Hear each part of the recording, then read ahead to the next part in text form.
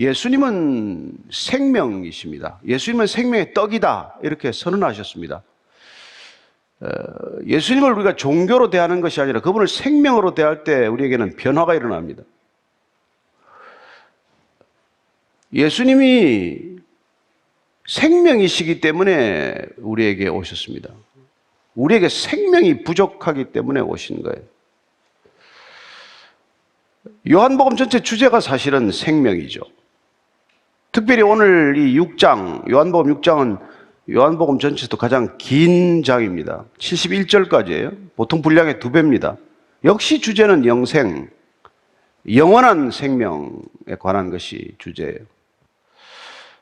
오늘은 그 주제를 향한 예수님의 표적을 또 한 번 보게 됩니다. 예수님이 반드시 우리에게 있어야 할 그 생명을 위한 발걸음을 해주셨기 때문에 그분이 걸어가든 그분이 말씀하시건 그분이 행하시건 그건 우리에게 반드시 필요한 그 영원한 생명과 관련된 것이라는 것을 우선 알 수 있습니다. 1절, 2절입니다. 시작. 그 후에 예수께서 디베랴의 갈릴리 바다 건너편으로 가시며 큰 무리가 따르니 이는 병자들에게 행하시는 표적을 보았음이로라. 그 후에 상당한 시간이 흐른 뒤를 말합니다. 5장까지 우리가 봤던 것은 38년 된 병자가 일어나서 걸어가는 표적이었습니다. 그 후에 무슨 일이 있었죠? 안식일 논쟁이 있었습니다. 그 후에 무슨 일이 또 있었겠습니까? 상당한 시간, 적어도 한 1년여 시간이 흘렀을 때 사복음서를 종합해 보면은 또 많은 표적들이 있었음을 알 수 있습니다. 요한이 다 기록하지 않았습니다. 가버나움의 백부장의 종을 낫게 하는 사건도 있었고, 나인성 과부의 아들을 살리는 일도 있었고, 또 12회 혈루증을 앓는 여인을 치유해 주신 일도 있었고, 또 회당장 야이로의 딸을 소생시키는 일도 있었어요. 그라사 광인의 안에 들어있는 귀신들을 돼지 떼에게 들여보라는 사건도 있었습니다. 그리고 갈릴리 호수를 향해서 폭풍이 일 때 잠잠하라고 해서 잠잠케 하는 일도 있었어요. 물론 사회적으로는 큰 파문을 일으킨 세례 요한이 목이 잘리는 사건도 있었고, 뭐 이런 등등의 사건들 하나하나가 우리 이 시대로 보면은 이 세상이 떠들썩한, 사회가 덜썩덜썩할 만한 그런 일들이 있었습니다. 그런 일들이 있은 후에 예수님께서 지금 다시 디베랴의 갈릴리 바다 건너편으로 가신다. 갈릴리 호수죠, 보통 이름은. 그러나 AD 20년에 헤롯 안티파스가 로마 황제 티베리우스를 기념하기 위해서 디베랴라고 하는 도시를 건설하게 됩니다. 그리고는 예수님 때는 갈릴리 호수 이름도 디베랴 바다라고 부르게 돼요. 그 바다를 건너갔다는 것입니다. 단순히 호수를 건넜다는 것에 그치지 않습니다. 호수 건너편은 데가볼리 지역이라고 하는 이방인들 지역이 주로 있었어요. 그래서 단순히 호수를 건너갔다는 의미보다는 예수님께서 호수를 건너서 이방인들이 거주하는 지역으로 발걸음을 들여놓으셨다 하는 뜻이 담겨 있는 표현이라는 것입니다. 예수님께서는 왜 그리로 가셨을까요? 많은 표적도 일으키고 가는 곳마다 사람들이 인기들을 따르듯 그렇게 주변에 포진하는데 왜 한 곳에 있으면 편할 텐데 그렇게 다니실까요? 예수님께서 이 땅에 오신 목적이 한 곳에 머무르는 게 사실 아니지가 그렇죠. 그래서 오늘 이 본문은 사실 출애굽 16장하고 맥이 다 있는 얘기예요. 출애굽한 이스라엘 백성들이 광야에서 뭘 먹었습니까? 만나를 먹었어요. 하늘로부터 내리는 양식 만나를 먹었습니다. 그걸 먹고도 불평했습니다. 고기를 왜 안 주냐? 그래서 메추라기도 먹고 그런 일이 있었죠. 그래서 광야 생활을 통해서 하나님께서 만나를 내리신 까닭은 무엇입니까? 먹고 사는 게 하늘에 달렸다는 거예요.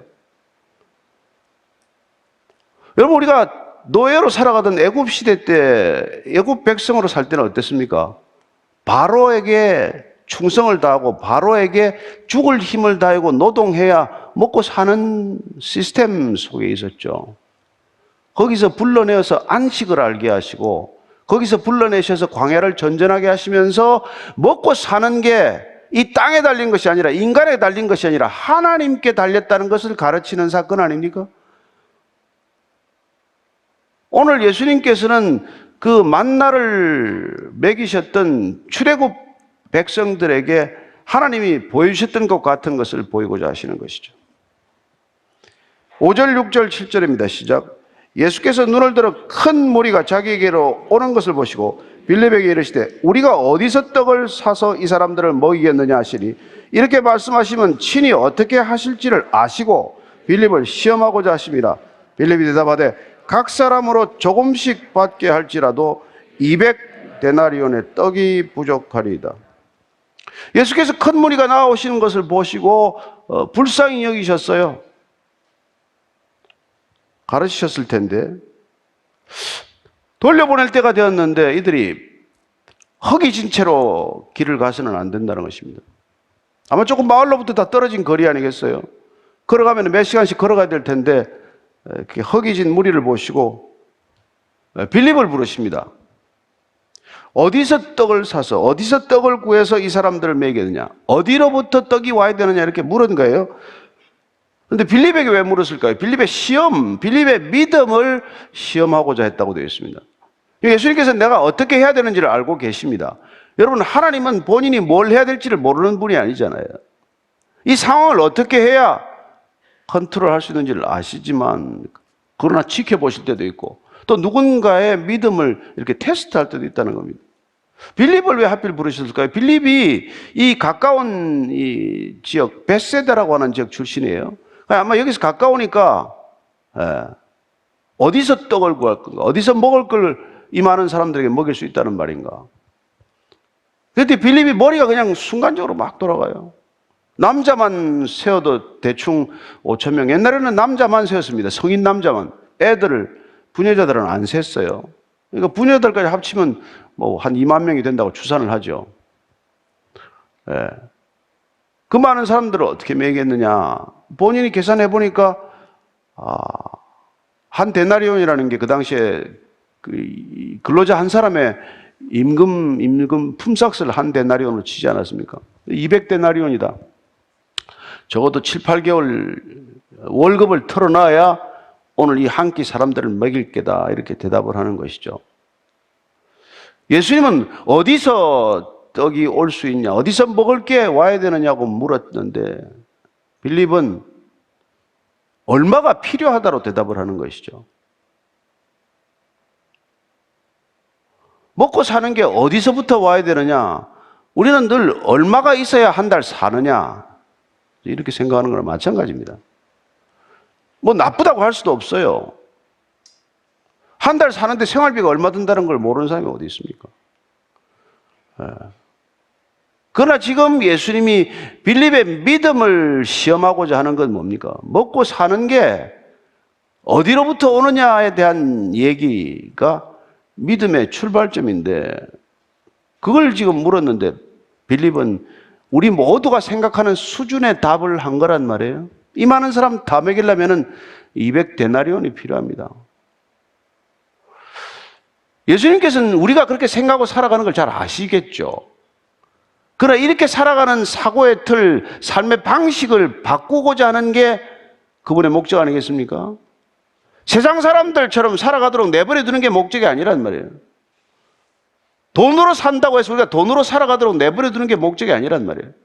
돈이 있으면 잘 산다고 생각하는 세상에서 돈으로 잘 살 수 있게 내버려 두지 않는단 말이에요. 돈이 있으면 왜 잘 삽니까? 돈을 많이 가지고 살 뿐이지. 누가 돈이 많다고 잘 살아요? 돈 많은 사람이 잘못 사는 사람이 대부분인데. 따라서 예수님께서는 먹고 사는 게 어디 달린 건데 어디서부터 결국은 생명이 와야 되느냐 하는 얘기예요. 먹는 것도 생명을 유지하기 위한 거 아닙니까? 우리의 생명은 어디에 달린 거냐는 거예요.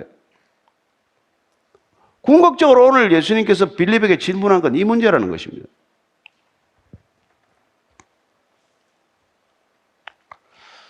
8절 9절입니다. 시작.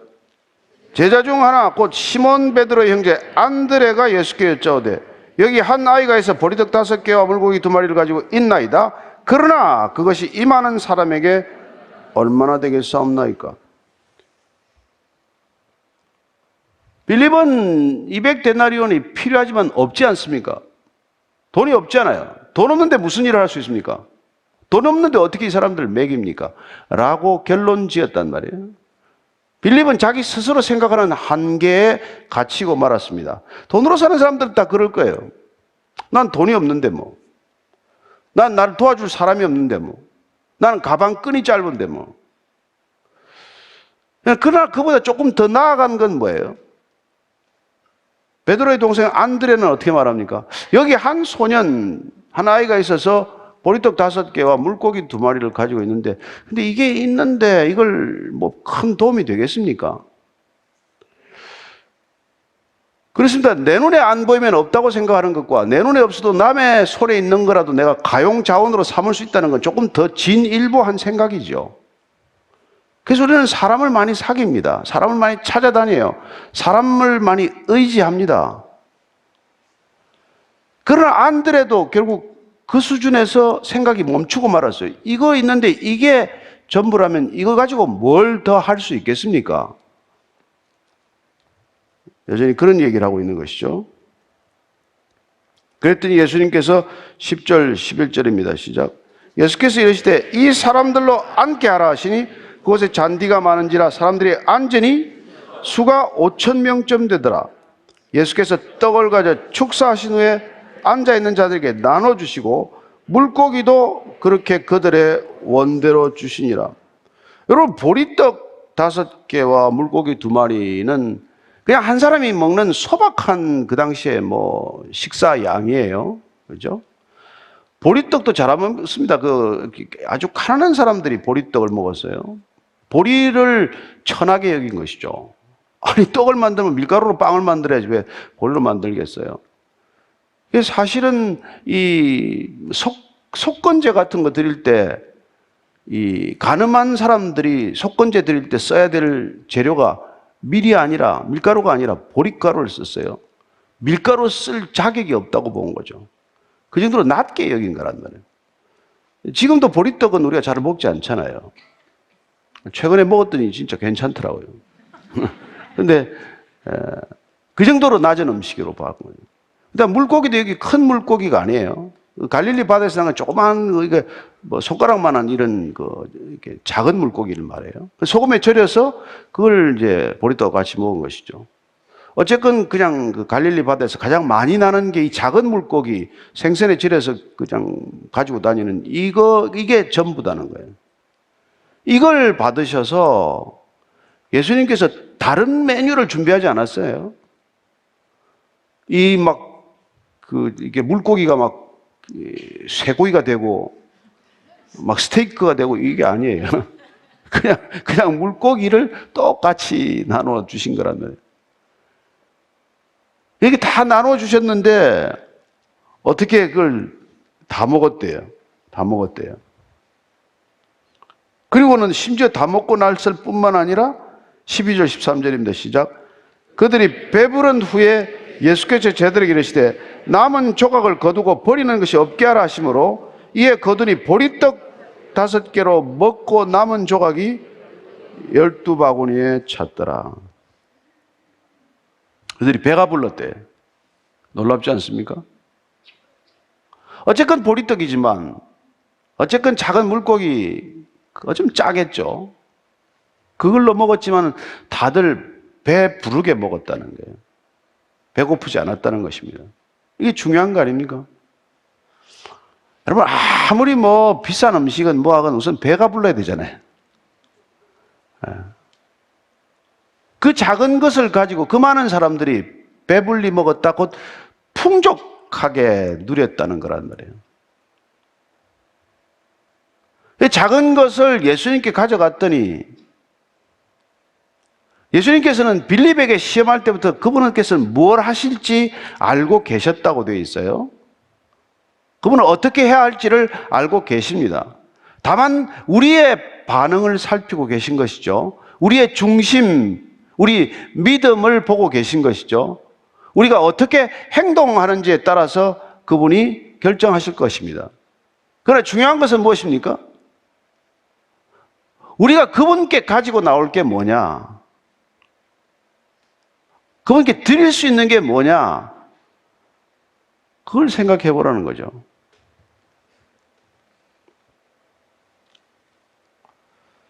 그래서 오늘 이 먹고 음식이 남았다는 것을 지금 얘기하고 있습니다. 그리고 그 남은 거 뭐 하찮은 음식이라고 볼지 모르겠지만 되게 배가 부르고 나면 그거 다 버리잖아요. 얼마나 많은 음식을 버립니까? 여러분 G12 국가에서 버리는 음식 가지고 전 세계가 먹고 남는데요. 우리 남한에서 버리는 음식 가지고 북한 다 먹일 수 있답니다. 음식을 버리지 말래요. 그래서 오늘 이 물고기 2마리와 보리떡 5개를 먹고 남았다라고 하는 이 얘기에서 우리가 조금 생각해야 될 게 있다면은, 첫째는 예수님께는 어떤 것도 부족하지 않다는 것. 그분 손에 붙들려서 그분이 은혜를 베풀기 시작하면 은혜가 모자라는 법은 없어요. 그분의 은혜는 차고 넘칩니다. 우리가 은혜를 구하면 그분께는 차고 넘치는 은혜를 받을 거예요. 부족하지 않습니다. 그러나 중요한 것은 뭐예요? 버리는 게 없게 하라는 거예요. 값없이 받았다고 해서, 내가 대가를 지불하지 않았다고 해서 그냥 그걸 가치 없이 여기지 말라는 것이죠. 하나님은 저와 여러분들에게 많은 은혜를 주셨습니다. 이미 여기까지 온 사람들은 은혜 받지 않은 사람이 없어요. 그러나 그 은혜를 어떻게 다시 여러분들이 킵하셨고 그걸 흘려보내셨냐는 것입니다. 그걸 그냥 나 혼자 즐기는 걸로 끝났냐? 아니면 그걸 바구니에 정성스럽게 담아서 누군가에게 그 은혜를 흘려보내는 통로가 되었느냐? 주님께서는 그걸 값없이 하찮게 내다 버리지 말라는 거예요. 여러분, 위로부터 오는 것은 단 하나도 버릴 게 없다는 것을 기억하셔야 합니다. 하나님께서 주신 것은 단 하나도 소홀히 가치 없이 하찮게 사소하게 여겨서는 안 된다는 것이죠.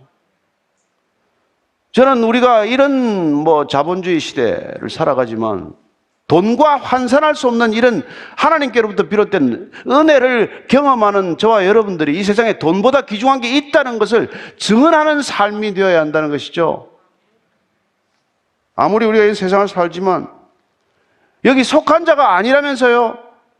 우리는 하늘에 속한 자라면서요. 그러면 하늘에 속한 사람들이 어떻게 사는가? 하늘에 속한 사람들은 뭘 가치 있게 여기나? 뭘 누군가와 나누고자 하는가? 그게 중요한 거 아니겠습니까? 자, 14절입니다. 시작. 그 사람들이 예수께서 행하신 이 표적을 보고 말하되 이는 참으로 세상에 오실 그 선지자라 하더라. 아, 이 표적. 아니 물고기 2마리와 보리떡 5개인데. 자, 그러면은 이 얘기들을 듣는 합리적인 사람들, 적어도 과학을 신봉하는 사람들은 이런 얘기를 들으면 어떻게 생각할까요? 말 좀 되는 소리 해라. 그러겠죠? 그래서 그분들이 해석한 아주 설득력 있는 해석이 있어요. 아니, 어린아이가 보리떡 5개와 물고기 2마리를 내놓는데 자리에 앉더니 사람들이 그때 주섬주섬 숨겨놓았던 것들을 다 내놨다는 거예요. 그래서 다 그냥 잘 나눠 먹었다는 거예요. 이해가 되죠? 그럴듯하지 않습니까? 합리적이죠. 그래서 이 표적이 났더니 이 사람들이 뭘 떠올렸는가 하니까 이분이 바로 세상에 오실 그 선지자구나. 어쩌면 이 흥겨운 파티가 됐을 거예요. 그리고 예수님께서 여러분 감사 기도를 하시고 나서 이런 일이 일어났단 말이에요. 예수님께서는 감사 기도가 특징입니다. 그분의 가장 큰 특징 중에 하나가 먼저 감사하는 거예요. 그죠? 나사로를 불러낼 때도 먼저 감사 기도하고 제 기도를 항상 들어주셔서 감사하나이다 하고 나사로를 부르셨어요. 부활하시고 나서도 엠마오 도상에서 제자들하고 걸어가다가 제자들이 몰라봤습니다. 식탁에 같이 앉았는데 식사 기도를 할 때 예수님께서 감사 기도를 할 때 이분이 예수님이구나 그때 알아봤어요. 감사 기도 때문에. 저는 여러분들이 작은 것 큰 것 모든 것 가리지 않고 감사 기도하는 걸 보고 주위에서 여러분들이 참 그리스도인인 줄 알게 되기를 바랍니다. 얼마나 감사하십니까? 예수님은 항상 감사하셨어요. 그래서 사도 바울이 항상 감사하라, 항상 기도하라 같이 가는 거죠. 예. 그렇게 감사 기도하고 마치 성찬을 베풀듯 5천 명이 그렇게 식사를 했더니 이거야말로 빅 파티 아닙니까? 아무리 보리떡과 물고기밖에 없지만 많은 사람들이 풍족하게 즐겁게 기쁘게 먹는 게 연회 파티죠. 그런데 15절입니다. 시작. 그러므로 예수께서 그들이 와서 자기를 억지로 붙들어 임금으로 삼으려는 줄 아시고 다시 혼자 산으로 떠나가시니라. 이 사람들이 이 정도면은 메시아 맞다. 이렇게. 그러니까 여러분 이거 나눠 먹었으면은 이 소리 알겠습니까? 자기들 호주머니 있는 거 다 꺼내가지고 서로 다 사이좋게 나눠 먹었는데 정말 메시아가 오셨구나. 그런 얘기 안 했겠죠. 그죠? 그러나 지금 중요한 거는 그들에게 지금 먹거리를 제공하는 메시아. 그리고 그들이 강력하게 갈망했던 로마의 압제로부터 해방시켜줄 정치적 메시아.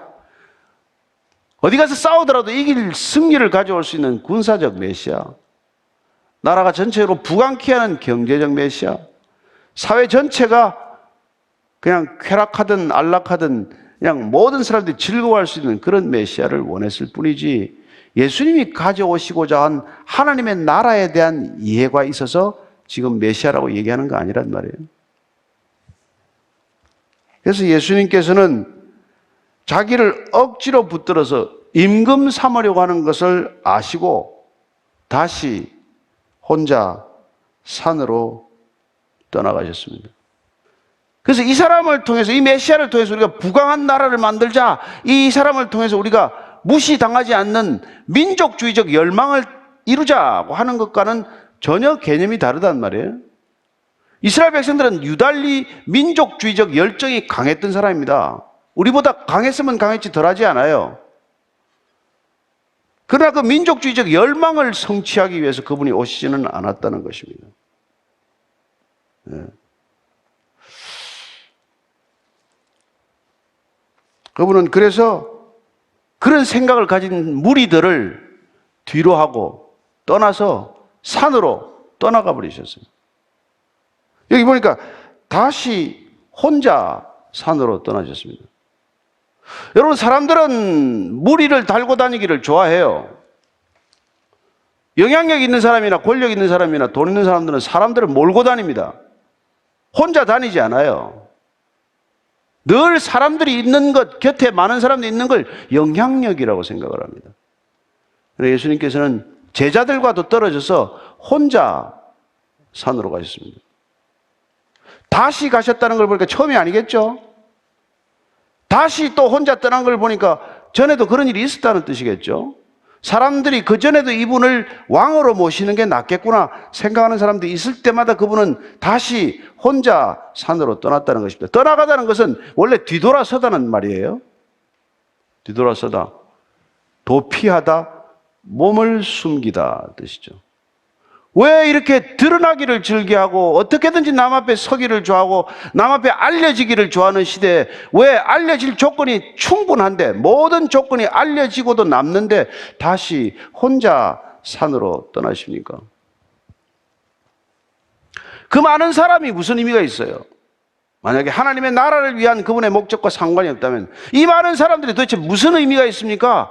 하나님 나라를 이루기 위해서 헌신된 사람이 아니라면 오늘 이 시대에 이렇게 교회가 크고 교회가 많고 이렇게 많은 사람들이 모인들 무슨 의미가 있습니까? 각자 자기 나라를 세우는데 분주하다면 따라서 그분은 결국은 혼자 십자가를 지기 위해서 골고다로 올라가실 것입니다. 혼자 골고다로 올라갈 그 마지막 십자가의 길을 걷기 위해서는 평소에도 혼자 있는 시간이 늘 있어야 한다는 것입니다. 따라서 주님을 따라가는 저와 여러분들은 항상 혼자 있는 시간, 혼자서 그분 하나님께 능력을 구하고 힘과 능력을 구하는 사람이 반드시 있어야 한다는 것입니다. 반드시 그런 시간이 있어야 한다는 것이죠. 마지막으로 마가복음 6장 45절 46절 읽고 마칩시다. 시작. 예수께서 즉시 제자들을 제쳐가서 자기가 무리를 보내는 동안에 배 타고 앞서 건너편 벳사다로 가게 하시고 무리를 작별하는 시에 기도하러 산으로 가시니라. 혼자 어디 가셨다고요? 기도하러 가셨습니다. 왜 기도하십니까? 세상에서 힘을 얻는 것은 사람들이 주는 것이 아니라 하나님께로부터 얻어야 하기 때문입니다. 저와 여러분들이 사람이 몰릴수록, 사람이 많아질수록, 사람의 주목받을수록 혼자 골방에 들어가시든지, 혼자 기도하러 가시든지, 혼자 하나님과 대면하는 시간을 많이 갖게 되기를 바랍니다. 그래야 이 시대를 이깁니다. 이 어려움을 이깁니다. 이 상황을 이길 것입니다. 세상의 지혜가 아니라 하나님의 지혜, 하나님의 능력, 하나님의 권세로 이겨내시기를 축복합니다.